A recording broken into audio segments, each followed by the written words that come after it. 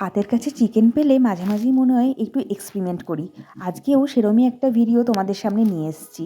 নমস্কার, মুখশুদ্ধির একটা নতুন ভিডিও তোমাদের অনেক স্বাগত। আজ বানাবো দই মেথি চিকেন। নামটা যদিও আমারই দেওয়া। তো তার জন্য কড়াতে প্রথমে সর্ষের তেল দিয়ে আমি 5 ফোড়ন দিয়ে দিলাম। এই 5 ফোড়নের গন্ধটা আমার ভীষণ প্রিয়।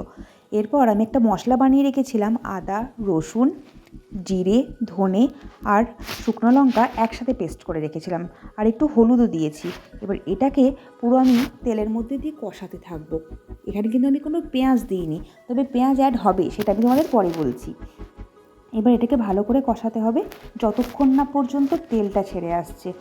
কষাতে কষাতে যখন দেখবো তেল ছেড়ে এসছে, তখন জানবো কষানোটা হয়ে গেছে। তখন আমরা একটু দিয়ে দেবো মিট মশলা। মিট মশলার পর আমি দিয়ে দেবো একটু কাশ্মীরি লঙ্কা গুঁড়ো। এটা দিলে কালারটা খুব ভালো হবে, যেহেতু দই দিয়ে করবো সাদা সাদা হবে, তো যদি আমরা একটু কাশ্মীরি লঙ্কা দিই তাহলে বেশ লাল লাল হবে কালারটা, আর চিকেনটা বেশ একটু লাল লাল হলেই খেতে ভালো লাগে। ব্যাস, মশলা কষানো শেষ। এবার আমি এর মধ্যে দিয়ে দেবো চিকেনটাকে কিন্তু আমি গরম জল দিয়ে খুব ভালোভাবে পরিষ্কার করে রেখেছি, আর লেবু মাখিয়ে রেখেছিলাম অল্প। তো এবার চিকেনটাকে আমি দিয়ে ভালো করে কষাতে থাকবো। চিকেনের পিসগুলো মিডিয়াম সাইজের ছিল, তোমরা তোমাদের পছন্দ মতো নেবে। তো এটা একটু দহি মেথি চিকেনটা পিসটা যদি তোমরা মিডিয়াম রাখো তাহলেই বেশি ভালো লাগবে। তো খুব ভালো করে কষাবো। আমরা কিন্তু এখন লবণ দেবো না, লবণ দিলেই কিন্তু জল ছেড়ে যাবে। এটাকে হাই ফ্লেমে দিয়ে একদম খুব ভালোভাবে কষাবো যতক্ষণ না পর্যন্ত এর ভেতর থেকে তেল ছেড়ে আসছে। তো কষানো আমাদের হয়ে গেছে, দেখো তেলটা ছেড়ে এসছে। এবার দিয়ে দেবো টক দই, যেটা এটার মেন উপকরণের মধ্যে একটা। তো আমি এখানে প্রায় অনেকটাই টক দই দিয়েছি। আমি এখানে 600 চিকেনের জন্য প্রায় 4 থেকে 5 চামচ টক দই দিয়েছি। তো এবার আমি ভালো করে কষাবো। এখনও কিন্তু এটাকে হাই ফ্লেমেই রাখতে হবে, না হলে জল কেটে যাবে। তো খুব ভালোভাবে কষানোর পর এর দ্বিতীয় যে মেন উপকরণ সেটা আমি দিয়ে দেবো, কাসুরি মেথি। এটা বেশ অনেকটা পরিমাণ আমি হাতে করে একটু গুঁড়ো গুঁড়ো করে নিয়ে উপর থেকে ছড়িয়ে দেবো।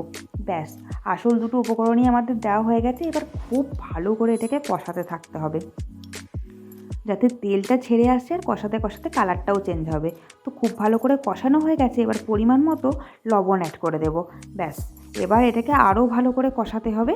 দেখো কালার চেঞ্জ হয়ে কষানো হয়ে গেছে। এবার আমি একটু এর মধ্যে ঢাকা দিয়ে দেবো। ব্যাস, ঢাকা খুলে দেখছো কত সুন্দর জলটা মরে গেছে, আর এর মধ্যেই অনেকটা তেল ছেড়ে এসছে, আর দেখতেও কি সুন্দর হচ্ছে। এই দেখো, তো পেঁয়াজটা আমি এবার অ্যাড করব। এটাকে আমি খুব বেরেস্তাও করিনি, আবার একটু হালকা লাল লাল ব্রাউন ব্রাউন করে আলাদা করে ভেজে নিয়ে আমি এর মধ্যে দিয়ে দেব।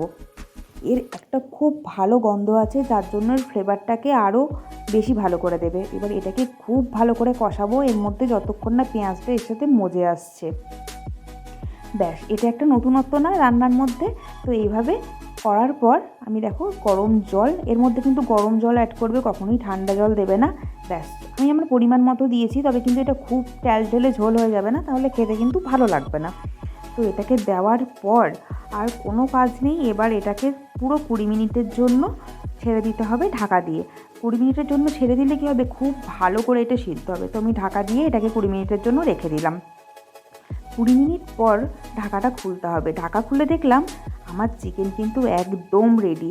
এটা গরম ভাত, পরোটা, নান বা রুটি সব কিছুর সাথেই ভালো লাগবে। তো তোমরাও একবার এইভাবে মেথি চিকেন বানিয়ে ফেলো, আর আমাকে জানাও কেমন হয়েছিল।